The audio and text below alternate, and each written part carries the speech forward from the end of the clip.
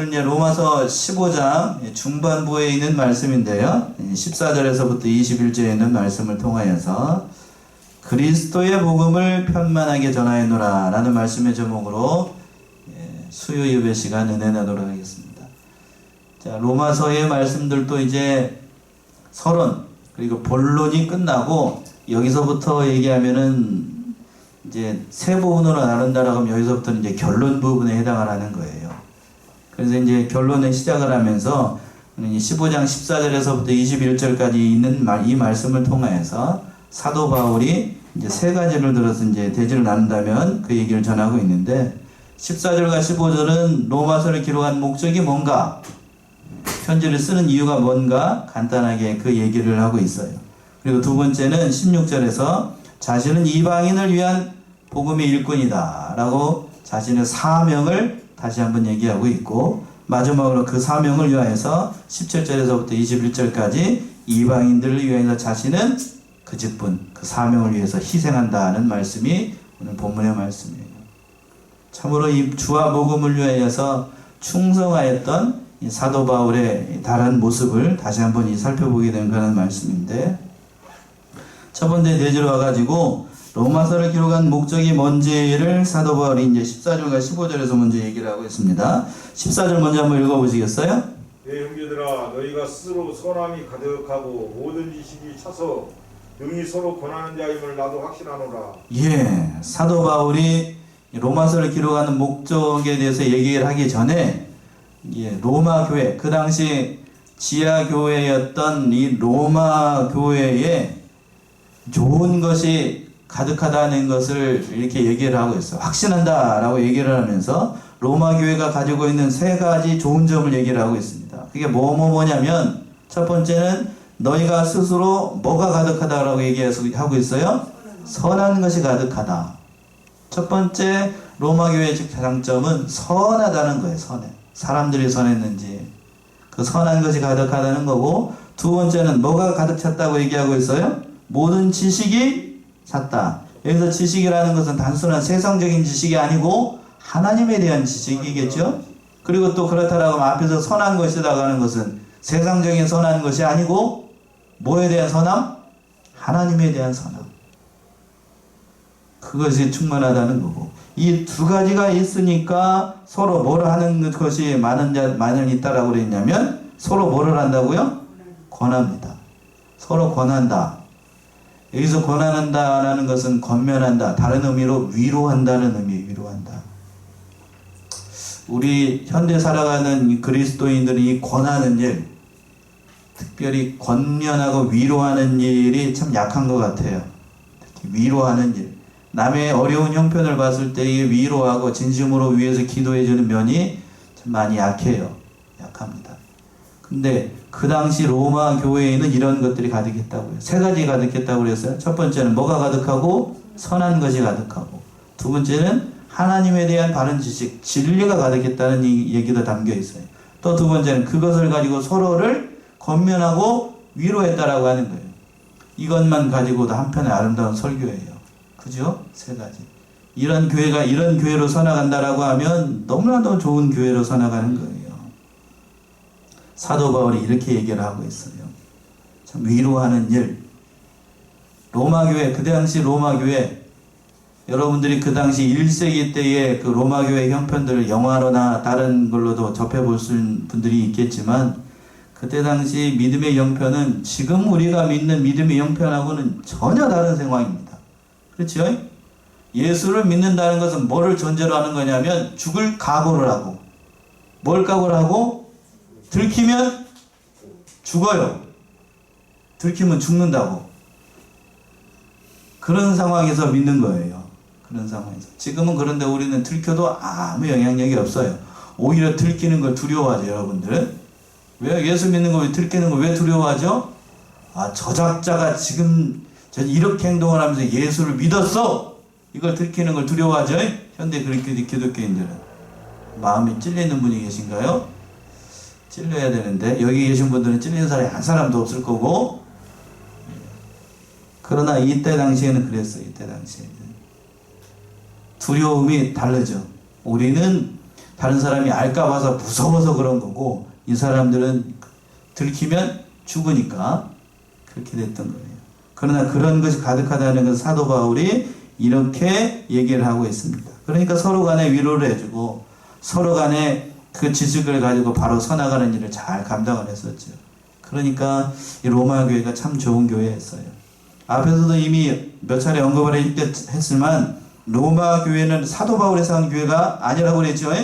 누군가가 세운 교회였었는데 참 아름다운 교회로 서나가고 있었습니다. 그래서 그 교회를 격려하기 위해서 사도 바울이 이 편지를 쓰는 거예요. 그래서 15절의 말씀이 그래서 있는 겁니다. 15절 보시면 그러나 내가 너희로 다시 생각나게 하려고 하나님께서 내게 주신 은혜를 인하여 더욱 담대히 대강 너희에게 썼노니. 예.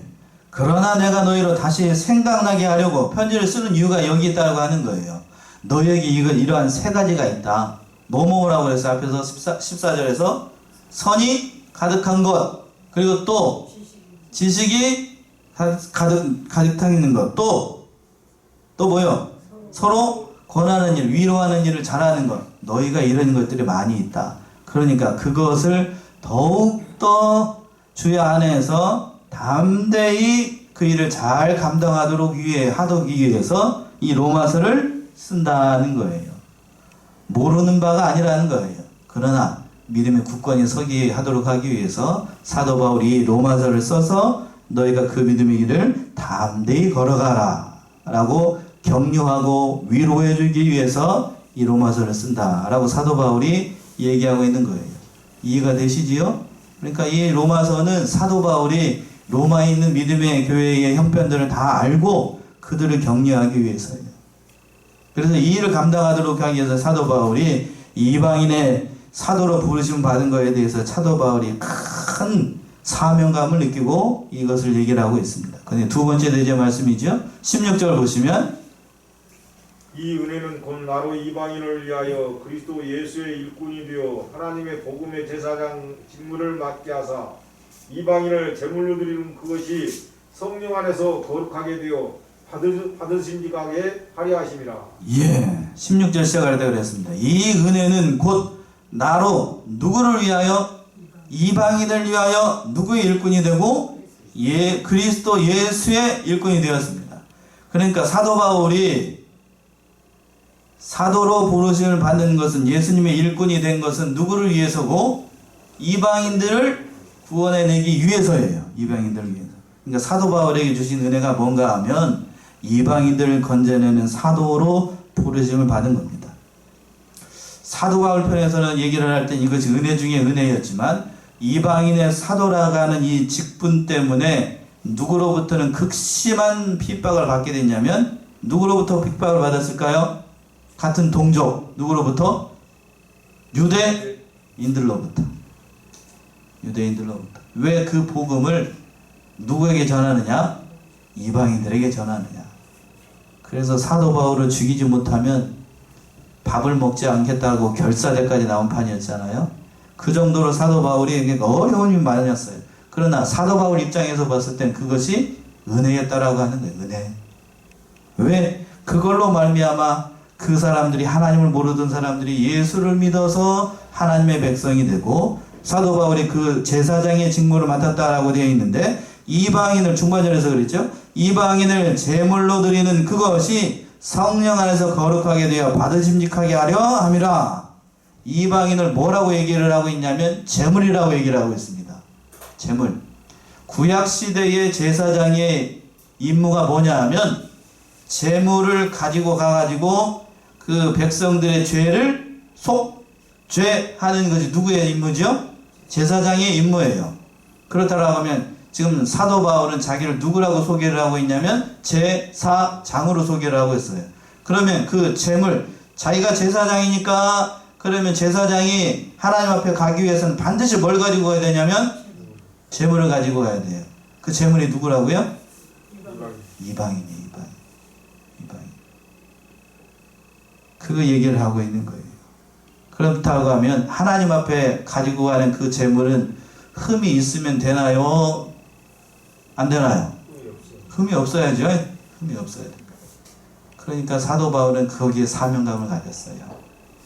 율법에 정통한 사도 바울이 자신은 이방인을 하나님 앞에 인도하는 제사장이다.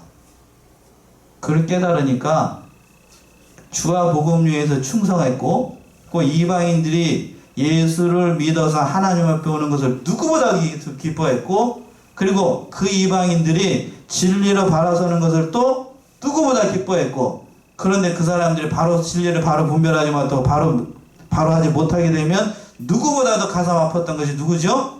사도 바울이었어요. 뒤에서 로마서나 뒤에 가서 고린도 전후서나 뒤에 가서 계속해서 그 얘기 편지들이 나오는 이유가 뭔가, 그들이 하나님 앞에 바로 서는 산 제물로서 살아나가야 되겠는데 왜 이렇게 말이 잘 안 나오노? 잘 살아가지 못하니까, 애가 타니까 뭐를 쓰게 돼요?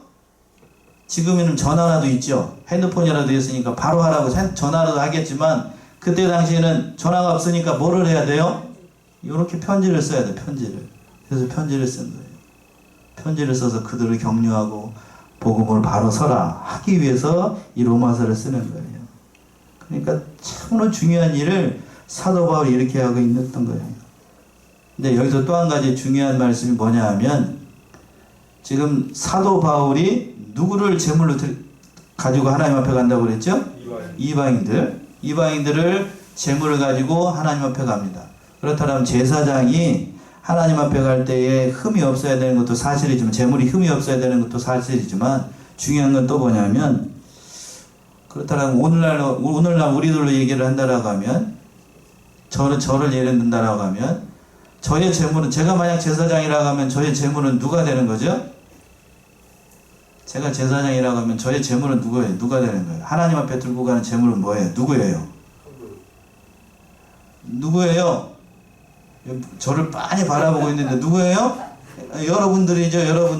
여러분들을 제가 하나님 앞에 뭐에다가 들고, 바구니에다 들고 한 사람 한 사람씩 다 들고 가요. 근데 여기에 점이 있고 하나는 뿔이 없고 하나는 이상하고 막 그러면, 하나님 봤을 때 딱 점을 보고 난 다음에 너는 어떻게 좀 이상하다, 이 성도들 상태가. 그러면 제가 할 말이 있을까요? 없을까요?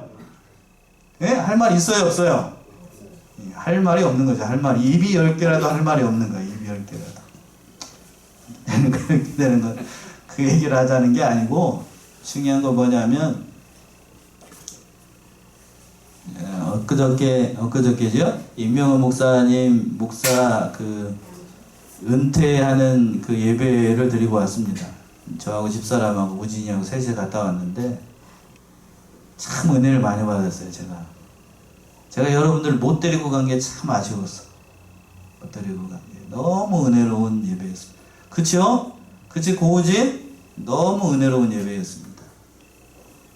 제가 은퇴 예배를 많이 다녔어요. 목회는 별로 안 해봤지만 은퇴 예배를 여러 군데 다녀봤는데, 제가 다닌 그 은퇴 예배 중에서 가장 은혜로운 시간이었습니다. 제가 이때까지 예배 드리면서 가장 은혜를 받았을 때가 여글레 이때였어요. 너무 아름다운 모습이었어요. 아름다운 모습. 바로 우리가 하나님 앞에 그 모든 사역을 내려놓고 하나님 앞에 예배 드리는 때가 그런 그 모습이 아니어야 될까. 가보지 않은 분들은 제가 설명을 해도 무슨 말인지 모를 거예요. 거기 있는 분들이 다, 목사님이나 성도들이나 다 눈물로 예배를 드리고, 거기에 모였던 모든 노예 목사님들이 다 울고, 참 아름다운 예배였습니다. 사역은 어떻게 해야 된다? 그렇게 해야 된다. 제가 느꼈습니다. 사역은 그렇게 해야 된다. 지금 그러니까 그 임명호 목사님이 하신 말씀 가운데 한마디 말씀 뭐냐면, 교회는 누가 된 만큼 된다? 목사가 된 만큼 된다. 그렇게 말씀을 하시더군요. 맞는 얘기예요. 지금 이 말씀도 그 마찬가지예요. 제가 여러분들을 제물을 들고, 제사장이니까 제물을 들고 하나님 앞에 갈 때에도 누가 된 만큼 보여줄 수 있냐면, 목사가 바로 된 만큼이에요. 그 목사의 사명이 중요하고, 그걸 깨달았던 사도 바울은 그만큼 애를 많이 썼던 거예요. 그걸 아니까. 그렇죠? 아는 만큼 성도들을 바로 태우기 위해서 어떻게 보게 되면 정말 다른 거에 타협하지 않고 주와 복음 위에 충성할 수 있었던 이유가 바로 거기 있었던 거예요. 아니까요. 바로 성도들을 바로 세우기 위해서 불철주야 애를 썼던 것이 사도 바울의 노력이었습니다. 그래서 마지막 때 이제 17절에서 보게 되면 그 말씀이에요. 그 말씀. 그들을 위해서 나는 점심저녁에서 희생을 각오할 것이다 하는 말씀이 사도 바울의 결연한 의지가 보여주는 그런 말씀이기도 합니다. 17절 보시면 그러므로 내가 그리스도 예수 안에서 하나님의 일에 대하여 자랑하는 것이 있거니와 예, 그리스도 예수 안에서 하나님의 일에 대해 자랑할 것이 있다. 뭘 자랑한다는 걸까요? 사도 바울이 자랑한다는 것은 뭘 자랑한다는 걸까? 자기가 하나님 앞에서 주와 복음에서 충성한 것, 그걸 자랑한다는 걸까요? 물론 그거 어떤 의미에서는 그걸 자랑할 수도 있어요. 신약 성경의 절반 이상을 사도 바울이 썼으니까 자랑한다라고 하면 자랑할 게 많지요. 그러나 사도 바울이 자랑하려고 하는 것은 그런 자랑이 아니라 하나님께서 자기를 통해서 이루신 구원의 역사, 다른 말로 쉽게 얘기하면 누구를 자랑하는 거예요? 나를 자랑하는 게 아니고 하나님을 자랑하는 거야. 하나님을 자랑하려고 하면 우리는 누구를 자랑해야 되는가? 하나님, 그리고 나를 통해서 이루신 하나님의 일, 이걸 자랑해야 되는 거예요. 나를 자랑하면 안 됩니다. 나를 자랑하면 안 돼. 우리는 자랑하려면 그걸 자랑을 해야 되죠. 고린도전서 1장이죠. 고린도전서 1장 29절에서부터 31절. 우리는 뭘 자랑해야 되는가? 고린도전서 1장 29절에서부터 31절. 이는 아무 육체라도 하나님 앞에서 자랑하지 못하게 하려 하심이라. 너희는 하나님께로부터 나서 그리스도 예수 안에 있고 예수는 하나님께로서 나와서 우리에게 지혜와 의로움과 거룩함과 구속함이 되셨으니 기록된 바 자랑하는 자는 주 안에서 자랑하라 한 바와 같게 하려 함이니라. 예, 31절에서 그랬습니다. 기록된 바 자랑하는 자는 누구 안에서? 주 안에서. 예, 하나님 안에서 자랑하라. 그럼 사도 바울이 자랑하는 것은 뭔가? 하나님이고 또 그를 통해서 이루신 하나님의 일이고, 사도 바울이 자랑하는 것은 그걸 자랑하는 거예요. 18절에 구체적으로 또 나오죠. 18절 보시면 그리스도께서 이방인들을 순종케 하기 위하여 나로 말미암아 말과 일이며 표적과 기사의 능력이며 성령의 능력으로 역사하신 것 위에는 내가 감히 말하지 아니하노라. 예, 하나님께서 여기 이 말씀이 그 말씀이잖아요. 하나님께서 자기 안에서 많은 능력을 주셨습니다. 사도 바울에게 많은 능력을 주셨어요. 그러나 그것은 성령 안에서 그걸 통하여서 이방인들을 하나님의 사람으로 만들기 위해서 주신 표적과 기사일 뿐입니다. 사도 바울은 그걸 자랑하는 게 아니에요. 표적, 기사, 자기에게서 나타나는 모든 능력, 이걸 자랑하는 게 아니고 그것을 통하여서 사람이 바로 되는 것, 그걸 자랑하는 것, 그걸 자랑하는 것. 주와 복음을 통해서 여러분들이 하나님 앞에 바로 서나가는 것, 그걸 사도 바울은 자랑하고 있는 거예요. 자랑하고 있는 것. 그런데 오늘날 성도들이나 좀 삐딱하게 삐딱선 타고 있는 목사들이 뭘 자랑하냐면 자기를 통해서 나타나는 표적과 기사를 가지고 자랑하는 사람들이 많습니다. 주객이 전도가 되는 거죠. 주객이 전도가 돼요. 나를 믿으면 그러니까 복 받는다 하는 것도 어느 목사들은 이제 수침이 딱 되면서 그렇게 얘기했죠. 믿으면 복 받는다. 믿으면 복 받는다. 이렇게만 얘기하는 것도 잘못된 거예요. 잘못된 거. 그러니까 그 얘기를 하자는 게 아니고, 그러니까 우리가 예수 믿어서 가장 큰 표적과 기사는 뭔가 하면 뭘 것 같아요? 구원받는 거. 맞지요? 그 여러 가지가 있겠지만 예수 믿는 것 중에 가장 큰 표적은 뭔가 하면 하나님이신 예수님께서 이 땅에 오신 것. 그게 가장 큰 표적입니다. 두 번째 표적을 들라라고 하면 그 두 번째 표적은 그 예수를 믿어서 죽었던 영혼이 살아나는 것. 그걸 두자로 뭐라고 그러냐? 무슨 생이라고 얘기합니다. 중생이라고 하죠. 중생. 죽었던 영혼이 살아나는 것. 그 예수를 믿어서 죽었던 영혼이 살아나요. 그게 두 번째 큰 표적이고, 마지막으로 세 번째 표적은 뭔가 하면 그 예수 그리스도 안에 참으로 강팍하였던 문 영혼들이 다 굴복하는, 믿고 순종하는 것. 바로 저와 같은 사람, 사도 바울과 같은 사람, 여러분과 같은 사람이 그 예수님 앞에 다 무릎을 꿇고 그 말씀 앞에 순종을 합니다. 맞나요? 바로 강팍해졌던 사도 바울이 부활하신 주님을 만나가지고 완전히 다른 삶을 살잖아요. 그게 표적과 기사라고 하는 거. 그런데 오늘날의 성도들과 오늘날의 잘못된 목사들이 뭘 가지고 얘기를 하냐면 자신에게 나타난 표적과 기사를 가지고 자랑하는 사람들이 많다라고 하는 거예요. 그건 잘못된 거예요. 사도 바울은 그걸 자랑하는 게 아닙니다. 그걸 자랑하는 게 아니에요. 늘 하나님 앞에서 자랑한다라고 하면 성도들이 바로 되고 성도들이 하나님 앞에 바로 서나가는 것, 그걸 자랑을 해야 되는 거예요. 그걸 자랑해야 됩니다.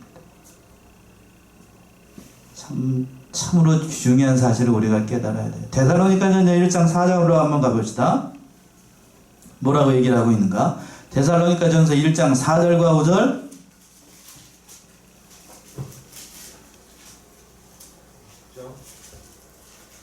예.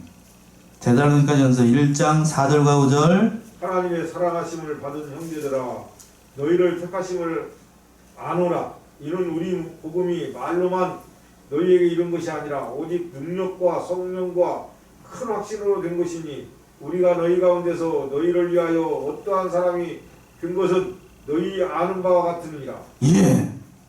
이 말씀에서는 하나님께서 데살로니가에 있는 성도들 택한 것을 보라는 거예요.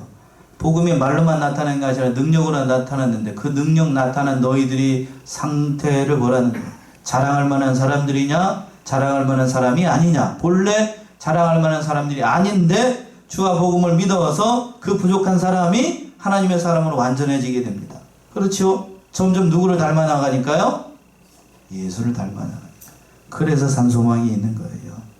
이 일을 위해서 사도 바울은 충성했다라고 하는 거예요. 그 말씀이 19절이지요? 19절 보시면 이 일로 인하여 내가 예루살렘으로부터 도로 행하여 일루리곤까지 그리스도의 복음을 편만하게 전하였노라. 예, 이 일이 중요하다는 사실을 사도 바울이 누구보다도 잘 알아서 이 일로 인하여, 즉 사도 바울이 이방인의 사도가 돼가지고 주와 복음을 위해서 충성하는 것이 너무나도 귀한 일이라는 것을 깨닫고 그 일을 인하여 내가 어디서부터?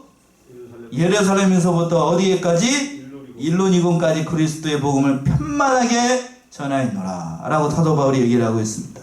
예루살렘 여러분들이 잘 아실 거고, 그럼 일루니곤이 어딘가? 일루니곤이 어딜까? 궁금하죠? 그래서 제가 부랴부랴 지금 지도를 찾았어요. 자, 보이시나요? 일루니곤. 일루니곤.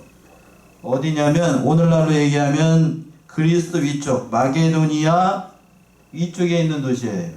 여기가 그리스예요. 여기가 터키고, 여기가 에게이고, 그리스, 보이시죠? 이 빨간 건 보이잖아요. 여기가 그리스고, 여기가 마게도냐예요. 마게도냐 북서쪽에 있는 거, 여기가 일루니온입니다. 그럼 오늘날은 어디냐면, 여기 뭐라고 써 있어요? 알바니아. 그 위에가 어디냐면, 세르비아. 예. 그리고 여기가 옛날에는 어디였냐면, 유고슬라비아.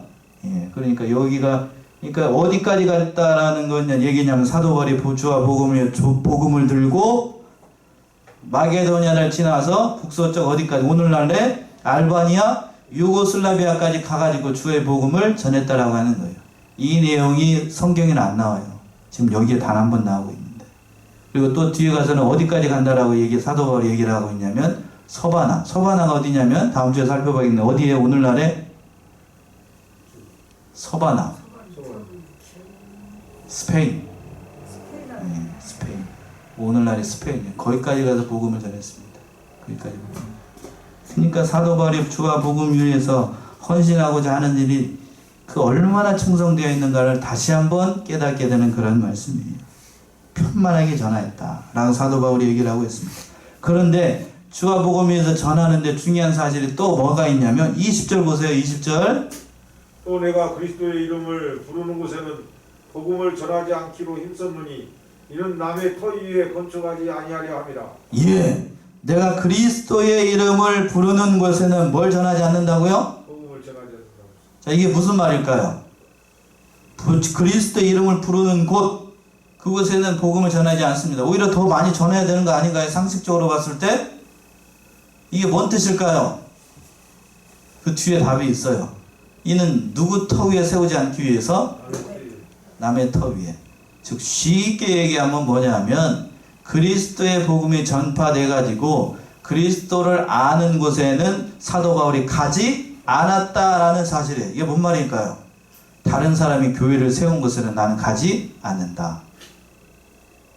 왜? 다른 사람이 이미 거기서 사역을 하고 있으니 그 사람의 사역을 잘하라는 얘기고, 또 그것은 내가 복음의 사역지를 빼앗는 것 같으니까 내가 거기서 가지 않는다는 얘기입니다. 그리고 또 사도 바울의 믿음의 정신이 뭐냐 하면, 복음을 모르는 사람, 그리스도를 모르는 사람이 세상에 천진데 이미 알고 있는 곳에 가가지고 복음을 전한다고 한들 이게 무슨 유익이 있냐는 거예요. 그래서 알지 못하는 것을 전하게 하기 위해서 사도 바울이 이렇게 얘기를 하고 있는 거예요. 이 정신이 참 중요해요. 이 정신이. 그런데 오늘날에는 이러한 것도 잘 지키지 않습니다. 분명히 교회가 여기 앞에 서 있는데 불과 50m 앞에 또 교회가 서요. 그게 우리들 교회 형편이잖아요. 우리 교회 형편이라고. 오늘날 현대 교회 형편. 그러나 예전에 사도 바울과 같이 얘기한다라고 하면 이것은 옳은 게 아니라는 사실을 금방 알 수가 있어요. 자, 여기까지 하고 또 마지막 21절 보시면 21절. 기록된 바 주의 소식을 받지 못한 자들이 볼 것이요 듣지 못한 자들이 깨달으리라 함과 같으니라. 예, 이사야 51장 15절의 말씀을 인용하는 것인데, 사도 바울은 늘 이 말씀을 자기 마음에 두고서 하나님의 말씀, 주의 소식을 듣지 못하는 것에 복음을 전하기 위해서, 그러니까 다른 주와 복음이 이미 전파된 곳, 그리스도의 이름을 아는 곳에는 가지 않았습니다. 늘 이 정신으로 살았어요. 그러니까 사도 바울이 참 귀한 사도였다는 사실을 다시 한번 이 말씀을 통해서 깨달을 수 있어요. 여기까지 보고 문제 프린터 한번 보고 다시 한번 정리하겠습니다. 자, 프린터 보시면은요, 로마서 제 45가 로마서 15장 14절에서부터 21절 보시면, 프린터 안 받으신 분, 예. 제 45가 로마서 15장 14절에서부터 21절, 복음을 편만하게 전하였노라. 들어가는 말 보시면, 로마서 전체를 세 부분으로 한다면 1장 1절에서부터 17절은 서론에 해당하고 이미 우리가 봤죠? 그리고 1장 18절에서부터 15장 13절은 지난주까지 한 것은 본론입니다. 그리고 15장 14절부터 앞으로 보게 될 27절까지 16장 27절은 결론이다. 바울은 로마서를 마무리하면서 개별적인 문안 인사 및 마지막 권면의 말씀을 전하고 있다. 결론을 시작하는 오늘 15장 14절에서 21절에서 바울은 먼저 본서 로마서에 기록한 목적을 다시 한번 밝히고 이방인의 사도로서 자기의 사역을 소개하고 있는 거예요. 자, 말씀 큐티 1번 보게 되면 로마 교회에 세 가지 좋은 점이 있었다. 그것은 뭐라고 얘기했죠? 세 가지. 첫 번째, 선한 것이 가득하고, 또 두 번째, 모든 지식이 찾고, 마지막으로 세 번째, 능히 서로 권하고. 서로 권하고. 예를 들어서 권한다라는 것은 위로한다는 거예요. 이렇게 된다라고 하면 교회 잘 돼요. 그렇죠? 선하고 하나님에 대한 지식이 차고, 그 지식과 선함과 지식함으로 그 모든 서로를 위로하면 교회가 잘 되지 않을 수가 없어요. 2번, 그럼에도 불구하고 바울이 편지를 쓰는 이유는 너희로 다시 생각나게 하고 하나님께서 주신 은혜를 인해 더욱 어떻게 하기 위해서라고 그랬죠? 담대하게 하기 위해서. 담대한다는 것은 어려움 가운데 다 이겨내도록 하기 위해서요. 그래서 로마서를 쓴다는 겁니다. 3번, 이 은혜는 바울을 이방인을 위한 누구의 일꾼으로 세웠습니까? 그리스도 예수의 일꾼, 그리스도 예수의 일꾼을 세웠어요. 상반절의 말씀이죠. 16절. 4번, 이는 하나님의 복음의 제사장의 직무를 하게 하사 누구를 제물로 드리는 거라고요? 이방인. 참 이 사실을 깨달았어요. 자, 5번, 그것이 누구 안에서 거룩하게 되어 받으심직하게 합니까? 성령 안에서. 성령 안에서 받으심직하게. 그러니까 모든 일이 성령 안에서 이루어진다는 거고. 6번, 그러므로 바울은 그리스도 예수 안에서 무엇에 대하여 자랑하는 것이 있습니까? 하나님의 일에 대해서. 하나님의 일에 대해서 자랑하는 일이 있습니다. 7번, 그리스도께서 이방인들을 순종케 하기 위하여 주신 표적과 기사의 능력은 누구의 능력으로 역사하시는 거라고요? 성령의 능력. 성령이 두 번이나 나오네요. 자, 8번, 이 일로 인하여 바울은 예루살렘에서부터 어디까지 그리스도의 복음을 편만하게 전했다고요? 일루리곤. 일루니곤이 지금 오늘날에 어디냐면 아까 봤죠? 알바니아, 유고슬라비아 지역까지. 참 멀리도 갔어요. 뒤에서 결론에 다시 한번 나와요. 예. 자, 9번. 그러나 바울은 그리스도의 이름을 부르는 곳에는 무엇을 전하지 않기로 힘썼습니까? 복음을 전하지 않았어요. 왜 아니까 굳이 거기까지 가서 또 복음 전할 필요가 없다는 거예요. 그리고 마지막 10번. 이는 어디 위에 건축하지 않기 위해서요? 남의 터. 이제 남의 터 위에 그 건축하는 건 그건 옳은 일이 아니니까 사도 바울의 정신이 여기서 다시 한번 나타나죠. 그러니까 오늘날에 그런데 오늘날에 그 믿음 없는 목사들 같은 경우에는 남의 터 위에다 교회를 세우려고 하죠. 그냥 쉽게 얘기하면 빼앗으려고도 하고 빼앗으려고 하고 뺏기려 하려고 하고 참 사도 바울이 아마 살아 있었다고 하면 거의 아마 그 자리에서 그냥 벼락을 내릴지도 몰라 그냥 그걸 보게 되면 그런 정신으로 살아야 되는데 참 현대를 살아가는 우리들의 믿음의 형편을 보면 진짜 예수님한테 가기 전에 아마 그런 사람들 만나 사도 바울 앞에 서게 되면 따귀가 올라올 거예요 아마 바로 그렇겠죠? 그렇게 될 거예요. 자 나가는 말 보면 나가는 말 바울은 복음 전하는 것을 하나님께 제사 드리는 일로 보았다. 이는 중요한 의미가 담겨있다. 원수지간이 되어 가까이 할 수 없는 하나님과 사람 사이를 화해시키는 역할을 하는 일은 자가 누구라고요? 제사장이다. 복음 전하는 일은 하나님을 모르는 죄인을 하나님과 화목하도록 만드는 것이다. 바로 이 일을 바울은 조금도 질취할 수 없어서 그리스도의 복음을 듣지 못한 곳을 두루 다니면서 편만하게 복음을 전한 것이다. 이해되시지요? 얼마나 사명감이 붙었어요. 그래서 편만하게 전하였다는 말은 가득 채웠다는 뜻이다. 이해되시죠? 편만하게 두루 다니면서 다 전했다고요. 진실로 바울은 자신이 고백한 것처럼 예루살렘에서 일루니온까지 오늘날 가르치고 어디라고 그랬어요? 알바니아 또 어디? 유고슬라비아 지역까지 복음을 전하였다. 거리로 따지면 약 얼마나 된다고요? 2000km. 대단해요. 2000km가 넘는다. 진실로 복음에 대한 사도 바울의 열정에 감탄하지 않을 수 없다. 당신에게도 이런 복음에 대한 열정이 있는가? 있으신가요? 2000km가 아니라 20km도 우리는 못 가지요. 주와 복음을 위해서 참으로 충성했던 사도 바울의 모습을 보면서 다시 한번 우리들 자신을 돌아보고 사도 바울과 같이 멀리 가서 복음을 전하지 못해도 찬송가도 있죠? 내 집 근처 다니면서 주의 복음을 위해서 충성하여 나가는 우리 사랑하는 성원의 성도님들 다 되시기 바랍니다. 기도하겠습니다.